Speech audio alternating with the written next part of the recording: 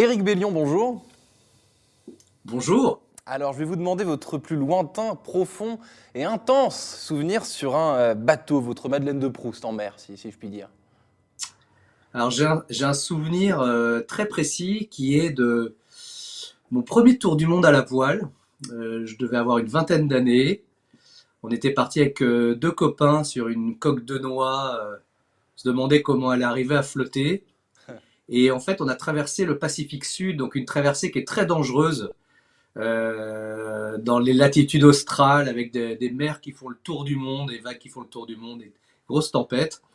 Et en fait, c'est au moment le plus dangereux de la traversée. On n'avait plus de connexion avec la Terre. Notre satellite ne captait plus. Et en fait, c'est là où je me suis aperçu que j'étais parfaitement heureux. Et c'était un moment très bizarre parce que c'est le moment où j'aurais dû avoir le plus peur. Et Dieu sait que longtemps j'ai eu peur de la mer, j'ai eu peur des tempêtes. Et là, j'étais au plus profond de ma peur. Et j'ai su à ce moment-là que j'étais à ma place et que si l'homme le plus riche du monde venait me demander ma place, je lui donnerais pas, pour rien au monde. Et voilà, c'est l'un des souvenirs les plus forts que j'ai en mer.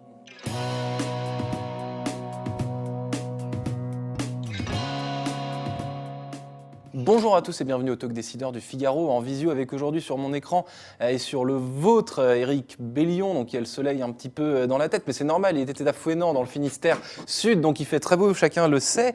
Vous êtes navigateur, vous êtes explorateur et entrepreneur, vous êtes fondateur de Comme un seul homme, vous avez fait il y a 20 ans une école de commerce, donc l'EM Lyon, avec une majeure entrepreneur. Est-ce que vous avez toujours voulu faire le métier que vous faites aujourd'hui, si tant est que vous considériez ça comme un métier? Alors oui, je considère ça comme un métier et non, je ne pensais pas du tout faire ça.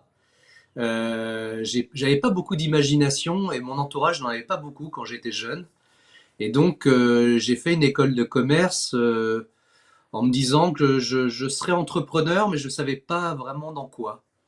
Et il se trouve que j'ai eu la chance incroyable dans cette belle école de commerce qui s'appelle l'EM Lyon de rencontrer deux gars, Brice et Hervé, avec qui j'ai eu la chance de faire un tour du monde qui a duré quasiment 3 ans. Et c'est ce tour du monde qui a changé ma vie. Et donc, Un tour du monde à la voile, hein, attention. absolument. Et donc après cette école de commerce, finalement, Éric Bellion, vous n'avez jamais mis les pieds dans un bureau, parce qu'entrepreneur, c'est pas systématiquement sur un bateau que ça se passe. Ah non, j'ai travaillé 2 ans après mon école dans une belle boîte qui s'appelle Devoteam, où j'étais ingénieur commercial. Et puis après, c'est vrai que j'ai plus trop remis le costume cravate, mais j'ai travaillé pour l'Institut océanographique Paul Ricard, j'ai travaillé pour la goélette Tara. En fait, en rentrant de mon tour du monde, je me suis dit, écoute, tu as des compétences, tu as fait une école de commerce, tu as appris le métier de commercial. Ce qu'il faut maintenant, c'est que tu vives ta passion et que tu te serves de ce que tu as appris. Que tu ne mettes pas tout à la poubelle. Et mon premier réflexe, ça a été de lever des fonds pour la recherche océano, donc pour les scientifiques.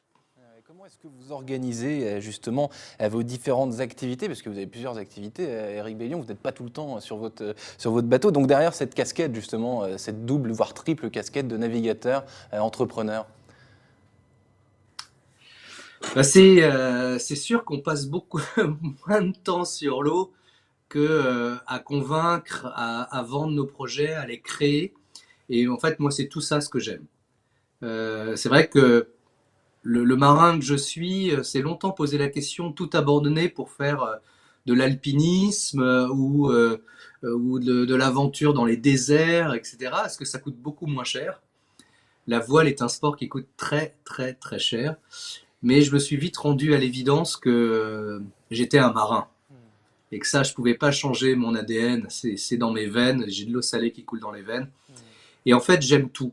J'aime aller convaincre, j'aime passer du temps à rencontrer des entreprises, des patrons d'entreprises, des DRH, des DIRCOM.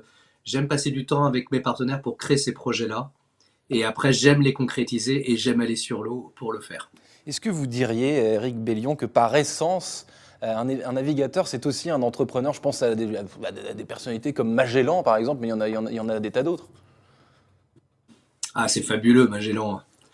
Comme quoi, une erreur peut se transformer en une fabuleuse vérité. Euh, oui, c'est complètement lié. Encore une fois, c'est un sport mécanique aussi complexe que la Formule 1. Et donc, c'est un sport ou des aventures qu'on ne peut pas faire tout seul. C'est impossible. Il faut des équipes. Pour vous dire, aujourd'hui, dans le projet que je mène, il y a 177 personnes impliquées. Un chantier, un design team, une équipe technique, une équipe de communication. Donc tout ça, ça demande des moyens, ça demande un savoir-faire. Et oui, il faut être entrepreneur, il faut être chef d'entreprise. Et après, on va sur l'eau.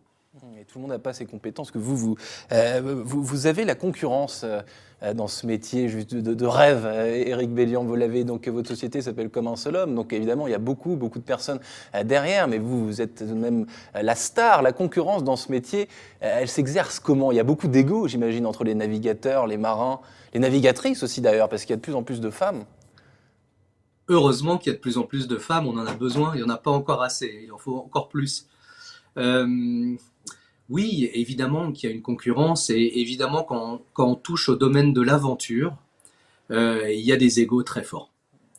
Et il y a des beaux égos et des égos un peu plus laids, comme partout en fait, mais c'est vrai que l'aventure rend un peu plus fou. Et si on parle du Vendée Globe, qui est un peu l'Everest des mers, c'est vrai que elle rend encore plus fou euh, parce que c'est une passion qui est chevillée au corps pour tout le monde et on est prêt à tous les sacrifices pour y arriver. Donc la concurrence est rude. En revanche, euh, c'est un milieu qui est très respectueux. C'est-à-dire qu'on se marche pas sur les pieds. On sait très bien. Moi, je sais par exemple, je ne vais pas aller démarcher les partenaires d'un autre concurrent. Voilà, on se respecte, on se parle.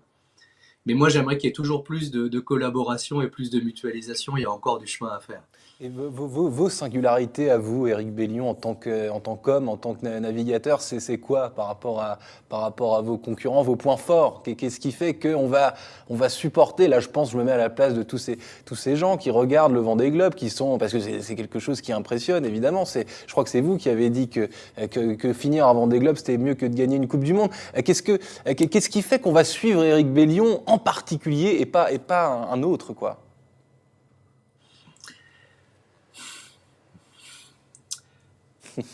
Moi, ce qui m'intéresse d'abord, c'est l'humain. C'est ce qui reste après un Vendée Globe. Vous savez, j'ai le trophée derrière moi, sur mon étagère, là, en haut, la petite boule en haut. Ben, elle prend la poussière. Il y a un DVD aussi, là, il prend la poussière. Ça a peu d'intérêt, tout ça. Ce qui est intéressant, c'est ce qui reste après. Et je suis dans un sport qui est extrêmement mécanique, où comme beaucoup de choses, beaucoup de disciplines, ou même dans les entreprises, on privilégie toujours la technique. Et aujourd'hui, dans la course au large, on a des bateaux qui vont de plus en plus vite. On innove énormément dans la technique. Et moi, ce qui m'intéresse, c'est d'innover dans l'humain. Et on oublie toujours l'innovation dans l'humain parce que on a toujours l'impression que c'est plus difficile. Et il vaut mieux mettre de l'argent dans la technique, c'est plus simple. Et ce qui me différencie, c'est que moi, je cherche les solutions dans les femmes et les hommes. Et la façon qu'ils ont de fonctionner au maximum et ce qu'ils peuvent apporter de plus en plus. Pour moi, c'est vraiment human first, quoi. Et l'innovation dans l'humain, Éric Bellion, ça peut prendre quel visage? Comment est-ce qu'il y a des techniques on parlait de la technologie à l'instant pour aller plus vite, toujours plus haut, mais pour innover en bien dans l'humain, qu'est-ce que vous observez, vous? Qu'est-ce que vous préconisez? Bah déjà, moi, ça fait 20 ans que je m'intéresse à la notion de différence. Je constate que la société et les sociétés crient en chœur, chantent en chœur que la diversité est une force. Et moi, en l'ayant expérimenté pendant 20 ans sur mes bateaux, en recrutant des équipages d'hommes et de femmes tous différents et pour leurs différences, je me suis aperçu que la diversité humaine n'était pas une richesse, loin de là, c'était des emmerdes. En revanche, si on se donnait les moyens, si on respectait une méthode précise, ouais, ça pouvait faire de la performance. Et la différence pouvait être un facteur énorme de performance. Et depuis que j'ai découvert ça, eh ben, moi, j'essaie justement de créer les équipes les plus différentes qui soient et les plus performantes qui soient.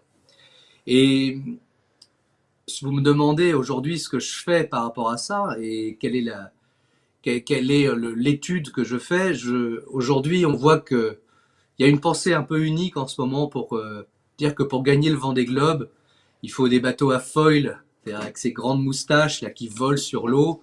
Il faut dépenser des millions d'euros pour ça. Et moi, je me dis, bah non, il y a sûrement une autre voie.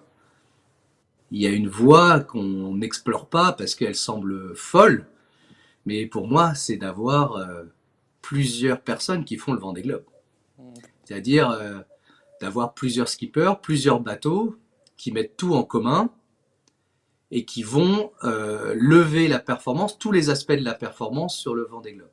Et donc, ce qu'on essaie de créer aujourd'hui, ce qu'on est en train de créer, puisqu'on est en train de construire le premier bateau, c'est la première équipe du Vendée Globe. C'est-à-dire, comme une équipe de Formule 1, par exemple comme Red Bull, qui a qui a 4 voitures, pour moi, le Vendée Globe, ben, pour aller le gagner, il faut avoir plus de 2 bateaux.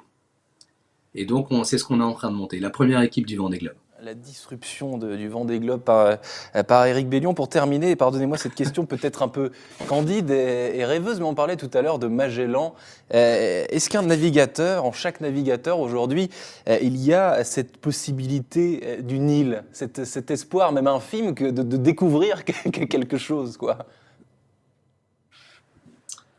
Ah bah là, ça fait partie du fantasme, hein, de découvrir des choses. Il y a encore des endroits dans le monde où on peut découvrir des choses et c'est les endroits où il fait froid, où la mer est mauvaise, où il y a pas beaucoup de gens qui y vont. Il y en a toujours un peu plus, mais ça fait toujours aussi peur. Et la mer, malgré toutes les innovations techniques possibles, malgré l'amélioration des bateaux, des prévisions météo, elle reste dangereuse. Et donc, on peut toujours aller là-bas. Et je vais vous faire une autre réponse, c'est que la mer, elle est toujours différente. Et quand je vais en mer, je découvre toujours des choses. Des choses sur le monde qui m'entoure et des choses sur moi. Donc, à chaque sortie de bateau, moi, je découvre une île. Éric Bellion, merci infiniment d'avoir répondu à mes questions pour le Talk Décideur du Figaro, navigateur, explorateur, entrepreneur. Voilà, donc plein de casquettes finalement vous l'avez bien décrit, hein, dans laquelle il y a des ficelles, des passerelles et des liens. Merci infiniment et je vous souhaite une excellente journée. Merci à vous, très bonne journée et merci de m'avoir accueilli.